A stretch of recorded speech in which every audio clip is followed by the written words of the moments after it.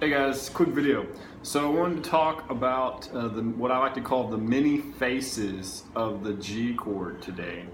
Basically, when you see a G chord on a chord chart, you normally see it like this, where the second finger is on the third fret of the low E, the first finger is on the second fret, and the third finger is down here on this high G. So you got the low G, the high G, and the major third. And that's what you normally see on every chord chart from bottom to top, right? Nothing wrong with that G. I like to call that G chord chart G. Because G has many faces. Okay, this is just one face of G. Another face of G is where you play your third finger on the third fret and your pinky on the third fret, low and high. I like to call this G, it's really a fingering. I like to call this G G to C. Now what I'm also doing is I'm muting this A string in which I would have had the second finger on in chord chart G. All these other G's today I'm going to be doing are going to all be muting that A string, which you can add that in there if you really want to. But I like to mute it. I don't know. I like the more open sounding G myself versus that. That's just me. And a lot of players do that, by the way. They'll mute that A. So I call this G to C because guess why? It's really easy to move to C when, ooh, that was a pretty chord, not C though. It's really easy to move to C when you're in that fingering because all you have to do is move the third finger up, pinky down. Boom, you're in G. Pinky down, pinky off, third finger down, back into C. So the action is right here. Boom, boom.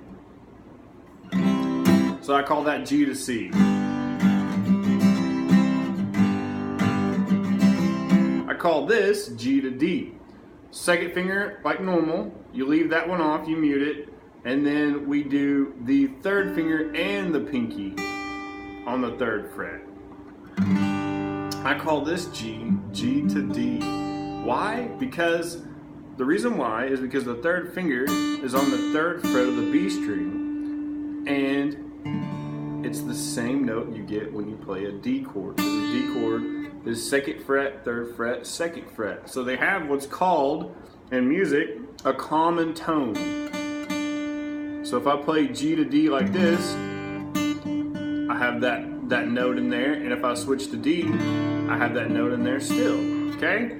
So second finger, third fret, muted A, and then third finger, third fret, pinky third fret. I call that G to D. G, D.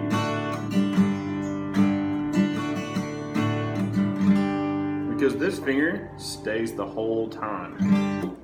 The last G, I like to call that full G, and it's exactly what I just called G to D, but you just add in that chord chart first finger on the second fret, and that gives you a really full G.